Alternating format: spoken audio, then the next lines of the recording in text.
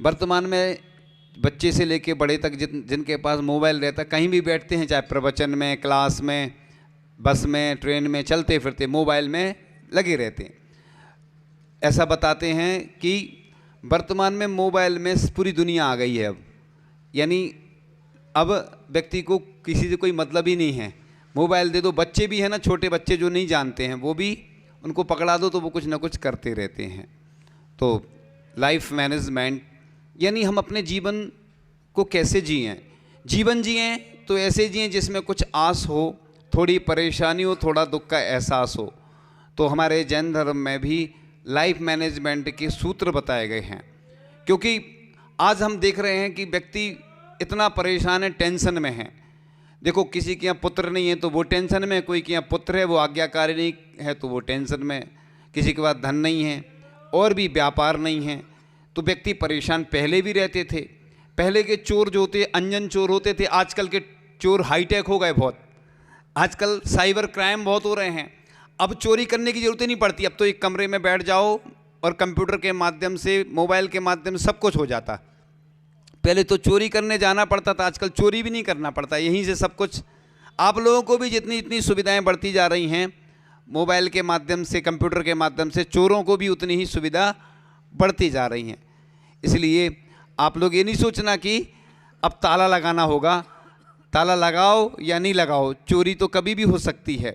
इसलिए हमेशा सतर्क और सावधान रहने की आवश्यकता है। प्रत्येक जगह कैमरे लगे रहते हैं तो लिखा रहता ना, आप कैमरे की निगरानी में हैं। तो पहले कैमरे नहीं होते थे, आचार्य ऋषि ने लिखा है, तेरी दो आँखें तेरी ओर हजार सतर्क हो जा। तो अपन को अपनी पंचेंद्रिय और मन को बस में करने के लिए, जिस प्रकार से एक श्वान रहता है ना, वो हड्डी को चूसता है और चूसते चूसते थक जाता है, उसको बहुत आनंद आ रहा था, लेकिन जब वो हड्डी फेंक देता है और देखता है कि ब्लड निकल रहा है, अपना ही ब्लड निकल रहा है और ब्लड से ही आनंद आ रहा था, उसकी ये भूल थी, वह समझ जाता है कि ये हमारी भूल थी।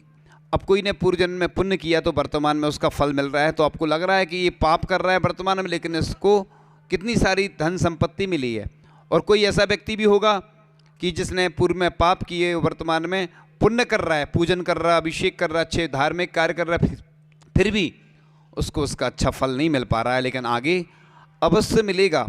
इसलिए लाइफ मैनेजमेंट के ये जो सूत्र हैं, यानी जीवन में हम कैसे उच्च बने, क्योंकि आजकल देखा जाता है कि जो प्रभावशाली व्यक्ति होते हैं उनको तो मंच पे बुलाया जाता है, जो गरीब आदमी उसको नहीं बुलाया जाता। लेकिन ये नहीं सोचना कि हमें आज बुलाया नहीं जा रहा है तो हमें धर्म करना छोड़ना है, कि हमें महत्व ही नहीं मिलता है। लेकिन मैं तो हमेशा कहता हूँ, जो होता है गरीब वो होता है प्रभु के करीब। इसलिए ये नहीं सोचो, है ना, कि ये नहीं सोचना कि बस सिर्फ पैसे वालों का धन मतलब धर्म है। धर्म सबका है। आप लोग नारे लगाते ना, जैन धर्म किसका है, जो माने सो नारे थोड़ी लगाना अकेले अपन को। इसलिए आप लोग जब भी ऐसे अवसर आए पुण्य बढ़ाने के, 1008 तरीके होते पुण्य बढ़ाने के। ऐसा नहीं सोचना कि सिर्फ अभिषेक पूजन कर लिया, आहार दान कर लिया, बस हो गया। उसके अलावा भी इतने सारे तरीके हैं। कई लोग हम देखते हैं कई नगरों में जाते हैं, जब जिनवाणी की भैयावृत्ति करते हैं, लोग सेवा करते हैं, जो जिनवाणी व्यवस्थित करते हैं, कई बार उनको प्रोत्साहन नहीं मिलता, लेकिन हम हमेशा उनकी तारीफ करते हैं। ऐसे ही कोई साधु संतों के साथ आहारचर्या में जाता है, बिहार में जाता है, तो उनकी अनुमोदना करना चाहिए, जितना बने उनकी मदद करना चाहिए, क्योंकि आगे पंचम काल और कठिन आने वाला है। आज भी आप पूरे देश में देखेंगे तो हमारे जो बुजुर्ग हैं उनके लिए आवश्यकता होती है खुद सहारे की। अब उनसे हम क्या भैयावृत्ति करवाएं, बिहार में वो चल नहीं पाते बेचारे, आहार में नहीं जा पाते। लेकिन ऐसा नहीं सोचे कि ये बुजुर्ग हो गए, उनने पहले किया है और आज भी उनके अंदर ऐसी स्फूर्ति रहती है कि आज वो चाहें तो कर सकते हैं, लेकिन नहीं कर पाते हैं। तो युवा लोग हमेशा आगे आते हैं तो उनको प्रोत्साहन देना चाहिए। लेकिन अपने समाज में कई बार हम देखते हैं कि कोई अच्छा कार्य करता है तो उसका नाम तो लेते नहीं हैं, और कई लोग तो और सुना और देते हैं उसको उल्टी सीधी। तो जो मंदिर आता है, जो सेवा करने के लिए आता है, तो वो आना बंद कर देता है। एक नगर था, उस नगर में एक व्यक्ति था, एक लड़का था, युवा। तो युवा पूजन करने आया तो किसी बुजुर्ग ने उसको, तुम ऐसे नहीं कर पाते, स्थापना ठोना ऐसे रखना चाहिए, फलाना ढिकाना, ऐसा उसने कुछ सुना दिया। उस दिन से उसने पूजन करना ही बंद कर दी। इसलिए अपन को चाहे अपने छोटे बच्चे हों, छोटे बच्चों को दान करना सिखाना चाहिए। शांति धारा की बोली लें वो छोटे छोटे बच्चों से। जैसे कई संस्थाएं ऐसी हैं जिनमें ट्रस्टी बनाया है, तो किसको बनाया है? बच्चों को, क्योंकि बूढ़े तो चले जाएंगे, बच्चे रहेंगे, उन्हें याद रहेगा कि हमारे पापा ने, मम्मी ने, जो भी हमारे माता पिता ने हमारा नाम लिखवाया है, तो हमें इस ट्रस्ट से, इस मंदिर से, इस संस्था से, इस गौशाला से, इस पाठशाला से जुड़ना है। उनके अंदर ऐसे भाव आते हैं। इसी प्रकार से आहार दान करते समय अधिकांश लोग क्या करते, बच्चा आहार देगा ऐसा उसको डरा देते हैं। सब लोग बोलते हैं एक साथ, उस बच्चे को अच्छे से हाथ से पकड़वा के चम्मच से और आहार दिलाओगे तो वो उसकी घबराहट भी दूर होगी, विश्वास, कॉन्फिडेंस उसके अंदर आएगा, वो बच्चा आहार देना सीख जाएगा। तो अपने यहाँ यही होता है कि कोई भी पूजन करने आएगा, अभिषेक करने आएगा, आहार देने आएगा, कोई भैयावृत्ति करने आएगा, तो लोग उसको झुंझला देते हैं, डांट देते हैं, तो वो कल से फिर आना ही बंद कर देता। ऐसा क्या होता है, नई बहू आती है, अगर सास उसको अच्छे से सिखाएगी तो वो सास से भी आगे बढ़ जाएगी और सास की इज्जत करेगी। आज यही होता है कि कोई सिखाने वाला है ही नहीं। अपनी समाज में बस प्रतिष्ठित लोगों को ही मान सम्मान मिलता है। हम ये नहीं कह रहे कि प्रतिष्ठित लोगों का अपमान करना है, सम्मान तो उनका करना है, लेकिन जो काम करते हैं, चाहे किसी भी क्षेत्र में अच्छा कार्य करते हैं, देव सास गुरु के लिए, पंच परमेष्ठी के लिए, पंच महागुरु के लिए जो कार्य करते हैं, उनके लिए प्रोत्साहन देना चाहिए। तो हमारी ये भारतीय संस्कृति आगे तक जीवित रहेगी। इससे हमारी जो पंचम काल के अंत तक, जैसा तिल्लोय परिणति ग्रंथ में लिखा है, मुनि आरिका श्रावक श्राविका रहेंगे, आगे तक यह परंपरा निरंतर चलती रहेगी। और हमारे लिए ऐसे ही मुनि महाराज पंचम काल के अंत तक मिलते रहेंगे। और मुनि आरिका श्रावक श्राविका ऐसे जिन शासन की प्रभावना करते रहेंगे, क्योंकि आज बहुत स्थितियां बदलती जा रही हैं। जब भी बिहार आदि होते हैं, हम देखते हैं कि कई बार कई साधु ऐसे भी हैं कि उनका कमंडल पकड़ने के लिए कोई रहता नहीं है, और कहीं कहीं तो इतनी सारी भीड़ रहती है कि अलग करना पड़ता है। और आप लोग एक बात की हमेशा सावधानी जरूर रखें कि जब भी अपन सड़क पर चल रहे हैं, बहुत सारी ऐसी दुर्घटनाएं आज घट रही हैं। लोगों को मना करते हैं, जब भी कोई शोभा यात्रा निकलती है या मुनि महाराज बिहार करते हैं कि साइड में चलो, लोग मानते नहीं है। जब कोई घटना घट जाती तो फिर कहते अरे, तो भैया पहले से ही सावधानी रखें। ये सिर्फ एक व्यक्ति को नहीं बोला जा रहा है, पूरे भारत में जहाँ जहाँ साधु विहार करते हैं उन सब के लिए ऐसी ही बात आपको बोलना है, बताना है, क्योंकि सावधानी रखने की आवश्यकता है। अपन सोचेंगे कि सामने वाला नशे में है, वो शराब पिए है या कोई ऐसा उपद्रवी व्यक्ति है, उसको अपन नहीं समझा सकते, लेकिन अपन तो सावधानी पूर्वक ऐसी व्यवस्था कर सकते हैं। तो इस प्रकार से हमारी यह जो जैन संस्कृति है, जैन समाज की जो धरोहर, हमारे ऐसे संत हैं जो अरहंत बनने की ओर अग्रसर हैं, ऐसी ही परंपरा आगे चलती रहेगी। तो इस प्रकार से प्रशंसा सबको खुश करती है। इस प्रकार वह बार बार अच्छे कार्य करने को प्रेरित होता है। जैसे अपन गिफ्ट देते हैं ना, गिफ्ट क्यों देते हैं अपन?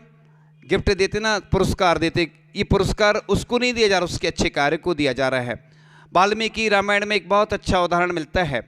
जब युद्ध हो गया और रामचंद्र जी ने सोचा कि सबको सम्मान करना है, सबका सम्मान करना है, तो सूची पड़ी गई, जो जितने लोगों ने अच्छे कार्य किए थे सबका नाम आ गया। एक व्यक्ति का छूट गया नाम। अब छूट गया तो सब में, पूरे में चर्चा का विषय बन गया कि अरे इसका तो सम्मान पहले करना था, लेकिन इसका क्यों नहीं किया गया। रामचंद्र जी से पूछा गया कि आपने इसका नाम तो लिखा ही नहीं या बोला ही नहीं, आपने बताया नहीं। जो मेन व्यक्ति था, जिसने सबसे ज़्यादा मेहनत की, वह कौन थे? हनुमान जी। अब समस्या बन गई, तो रामचंद्र जी से पूछा गया। रामचंद्र जी ने कहा कि हनुमान ने जो सहयोग मेरा किया है, मैं उसका ऋण कभी चुका ही नहीं सकता हूँ, क्योंकि उसने जो कार्य किया है उसका मैं इस छोटे से पुरस्कार के माध्यम से ऋण नहीं चुका सकता हूँ। तो ये बात हमें ध्यान रखना चाहिए कि जब भी कोई अच्छा कार्य होता है तो उसकी प्रशंसा अवश्य करना चाहिए। हाँ, लोगों के अंदर ये भावना नहीं होना चाहिए कि, जैसे आचार्य कुंद स्वामी ने लिखा है, ख्याति को खाई लिखा है, खाई में पटक देती है ये ख्याति। तो आजकल ख्याति पूजा लाभ का स्टेटस का बहुत चल रहा है। लोग फोटो खिंचवाते हैं, वीडियो बनवाते हैं कि वायरल हो जाए हमारी। हमने गौशाला में लोग फोटो खिंचवाने के लिए जाते, वीडियो बनवाने, हमने ये कार्य किया है। तो काम ऐसा करो कि आपकी फ़ोटो वीडियो वायरल हो, इसमें कोई दिक्कत नहीं है, लेकिन फ़ोटो वीडियो के लिए काम नहीं करना। क्योंकि आज यही हो रहा है, दिखावा प्रदर्शन में बहुत लोग उलझे हुए हैं। स्टेटस डला रहता है ना लोगों का, या हमने ये कार्य किया, हम यहाँ गए थे, ऐसा किया था, ये बात अपने अंदर नहीं होना चाहिए। और सम्मान की भूख नहीं होना चाहिए अपने अंदर कि हमारा सम्मान हो, क्योंकि देवसास गुरु का जो कार्य करता है, ऐसा लिखा है कि जो मंदिर बनाता है कारीगर, जैसे जैसे मंदिर ऊपर उठता है वो कारीगर भी ऊपर उठता चला जाता है। तो इसी प्रकार से जो अच्छा कार्य करता है, तुम दूसरे को रसगुल्ला खिलाओगे तो तुम्हारे हाथ में तो अपने आप मीठा लग ही जाएगा। तिलक लगाते तो पहले दूसरे का सम्मान होता है, सबसे पहले कहाँ लगती है चंदन, कहाँ लगता है, अपने अंगूठे में लगता है। चंदन आपको बंधन स्वयं करता है, इसलिए आप अंगूठे से जब चंदन लगाएंगे तो दूसरे का सम्मान बाद में करेंगे, पहले अपना सम्मान होता है। तो ये हमारी भारत की परंपरा रही है कि अतिथि देवो भव, जब भी कोई अतिथि आता है हम उसको प्रोत्साहन देते हैं, लेकिन कई बार समय की अनुकूलता नहीं रहती, कई बार भूल जाते हैं। इसमें अपन को सहयोग भी करना चाहिए कि किसी का नाम अगर छूट गया तो उसमें कभी विकल्प नहीं करें, उसको बताएं, सहयोग करें। तो सलाह देने वाले बहुत मिल जाते हैं। आज सबसे ज़्यादा दुनिया में देखो, कोई भी रोग हो जाएगा आपको आएंगे लोग, ये ले लो वो ले लो, है ना, सलाहकार बहुत मिल जाते, वकील मिलेंगे, डॉक्टर मिलेंगे, मैनेजमेंट वाले, एमबीए वाले जिन्हें डिग्री भी नहीं हुई है उनके पास होगी तो वो सलाह देने लगते। Management of business administration MBA का फुल फॉर्म होता है। तो पहले के अपने जैन धर्म में पहले से ही एमबीए है, पहले से ही बच्चों में ऐसे संस्कार दिए जाते कि वो अच्छे व्यापारी बन जाते। आज एमबीए करना पड़ता है, फिर भी कहो व्यापारी बने नहीं बने। इसलिए आचार्य भगवान हमेशा कहते हैं नौकर नहीं मालिक बनो।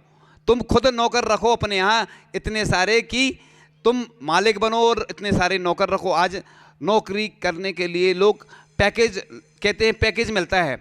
ये मैंने देखो हम बता रहे हैं बहुत अच्छा, कुछ किसी को मान लो 12 लाख एक साल में मिलता है, तो लोगों को लगता है 12 लाख मिल रहा है। पहले वही पेमेंट मिलता था मान लो 1 लाख रुपए महीने, तो पहले बोलते थे 1 लाख रुपए महीने मिल रहा है, अब कहते हैं पैकेज मिल रहा है। ये चाल है उनकी कि 16 घंटे काम कराते, पहले 8 घंटे काम करते थे, कम मिलता था, अब 16 घंटे काम करवा रहे हैं। कहते हैं वर्क फ्रॉम होम, घर में रहते हैं और टेंशन में रहते हैं। कहते हैं महाराज जी आ नहीं पा रहे हैं क्योंकि अब वो 10 बजे से हमारा ऑफिस शुरू हो जाता है ऑनलाइन। तो ये मैनेजमेंट करने की कला, ये विदेशी लोगों ने हमको ऐसा बस में कर लिया, हम सब उनके बस में होते जा रहे हैं। लोग पहले जल्दी उठ जाते थे, पूजन अभिषेक करते थे, और आज लड़के लोग रात में 2-2-3 बजे तक काम करते हैं या और क्या क्या करते रहते हैं, वो आपको सबको मालूम है। सुनो, और सुबह देर में उठते हैं तो अभिषेक पूजन करने में युवा दिखती ही नहीं, और कोई कार्यक्रम होता है तब दिखते हैं। हम लोग जहाँ जहाँ चतुर्मास करते हैं या प्रवास करते हैं देखते हैं युवा लोग आ ही नहीं पाते, बस वो बुजुर्ग दिखते हैं हिलते हिलते आते हैं, अभिषेक कर रहे हैं, उनके हाथ कपते रहते हैं। ठीक है, वो बुजुर्ग हैं, उन्होंने बहुत पहले युवा अवस्था में ऐसे ही अच्छे कार्य किए हैं, लेकिन हम युवा पीढ़ी को कैसे जोड़ें, वो कैसे धर्म से जुड़े, हमें उन्हें भी जोड़ना है। कम से कम सप्ताह में एक दिन तो ऐसा हो, रविवार के रविवार तो कम से कम वो अभिषेक करें और पूजन करें। इसी से हमारा ये जैन शासन और जैन धर्म सुरक्षित रहने वाला है, नहीं तो आगे चल के बहुत स्थिति खराब है। वो एक भजन है ना प्रणम सागर जी महाराज का, अस्त हो रहे ज्ञान शूर्य ने, सोचा था एक दिन की शाम, मेरे ढल जाने के बाद कौन करेगा मेरा काम। पूज्य आचार्य ज्ञान सागर जी जो वृद्ध हो गए थे, उन्हें चिंता हुई कि मैं तो चला जाऊंगा लेकिन इस जैन धर्म को कौन सुरक्षित रहेगा। तभी एक विद्याधर आया। कौन आए? विद्याधर माने, हाँ, तो उन्हें पूरा भरोसा हो गया। उनके पास बहुत सारे ज्ञान था, विद्याएं थी, उस विद्याओं के माध्यम से उन्होंने जान लिया कि एक ही व्यक्ति है जो इस जैन संस्कृति को, जैन धर्म को पंचम काल के अंत तक सुरक्षित ले जाएगा। तो वो हैं परम पूज्य आचार्य श्री विद्यासागर जी महाराज, जिनकी निर्दोष चर्या मूलाचार में भट्टगिर स्वामी जी लिखते हैं, भिक्कम बक्कम यम सोदी चरदिन इच्छसो साहू ऐसो सुदविद साहू भणिया जिड़ सासने भयबम, यानी जिसकी भिक्षा शुद्धि होती है, आहार आदि हृदय शुद्ध होता है, ऐसे साधु को भगवान का है। और आज देखो वो उनके शरीर में बिल्कुल ताकत नहीं है। सबको मालूम है कि आचार्य श्री अस्वस्थ हैं, स्वस्थ नहीं है। अभी जब पंचकला चल रहा था तो थोड़े में स्वस्थ, थोड़े में अस्वस्थ। एक ऐसा प्रसंग भी बना कि प्रतिष्ठाचार्य वहीं पहुंच गए और प्रतिमाओं को जो प्रतिमाओं की जो दीक्षा होती है वह और ज्ञान कल्याणक होता है, प्राण प्रतिष्ठा वहीं जाकर करवाई। ऐसी स्थिति भी बनी, पहली बार ऐसा हुआ। लेकिन आचार्य भगवान आज भी अनवरत रूप से विहार करते चले जा रहे हैं इस ग्रीष्मकालीन तपन में, जो कि लोग घर से निकलने में सोचते हैं। आज एक वयोवृद्ध साधु जिनकी साधना लगातार चलती जा रही है, ऐसे संत के चरणों में लोग नतमस्तक हो जाते हैं, देवता भी आकर के नतमस्तक हो जाते हैं कि ऐसे संत का मिलना।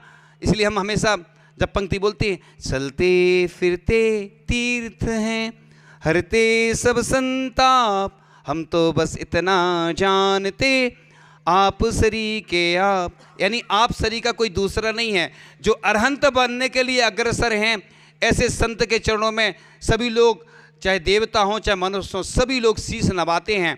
और जिनके चरणों को छूने के लिए सभी लालयत रहते हैं कि एक गिलास बस देने को मिल जाए, उनकी बस मुस्कान मिल जाए, बस उनकी आंखें हमें देख लें, ऐसे लोग तरसते हैं।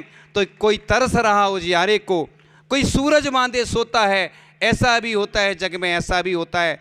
तो ऐसे संत का आशीर्वाद मिलना बड़ा कठिन है। पूरी दुनिया जानती है कि वो सबको आशीर्वाद नहीं देते हैं, जिनके ऊपर कृपा बरसती है। पूरी दुनिया आचार्य श्री के आशीर्वाद को तरसती है, उनकी कृपा को तरसती है, और पुण्यशाली होते हैं जिनके ऊपर आचार्य श्री कृपा बरसती है। तो आप सोचिए कि उनका आशीर्वाद जब प्राप्त है तो निश्चित रूप से हमारे जो पार्श्वनाथ भगवान हैं, वह कब ऐसे नव मंदिर में विराजमान हो, ऐसा मंदिर बने जो 2000 वर्ष तक सुरक्षित रहे, हमारे भगवान सुरक्षित रहें, हमारी युवा पीढ़ी, आने वाला जो हमारा इतिहास है, ऐसे जैन धर्म को दोहराते रहे, और हमारी जिन संस्कृति, जैन धर्म की जो धरोहर, अमूल्य धरोहर है, जो जैन हमारे जैन प्रतिमाएं हैं, हमारी संस्कृति आगे तक सुरक्षित रहेंगी। जितने लोग उस मंदिर में दर्शन करेंगे, उनके दर्शन करके सभी लोग सम्यक दर्शन ग्रहण करेंगे, और जितने लोग इस मंदिर में आएंगे उन सब का पुण्य आपके खाते में जाएगा, छठवां हिस्सा आपको मिलेगा। तो हमारी तो भावना यही है कि जब भी हमारे भगवान विराजमान हो, जहाँ भी मंदिर बने, तो ऐसे ही पाषाण के मंदिर बने जिनकी उम्र 2000 वर्ष होती है। भले ही हम चले जाएंगे, आप चले जाएंगे ऊपर, लेकिन हमारे मंदिर उस जिन शासन की यश गाथा को गाते रहेंगे। भले ही भगवान नहीं बोलते हैं, लेकिन जब मंदिर में जो जाते हैं श्रद्धालु, आस्था से जाते हैं, तो मंदिर अपने आप बोलने लगते हैं। और मंदिर हमारे जीवंत जिनालय हमेशा जयवंत रहें। इन्हीं भावनाओं के साथ परम पूज्य आचार्य भगवान गुरुदेव श्री ईश्वर विद्यासागर जी महामुनि राज की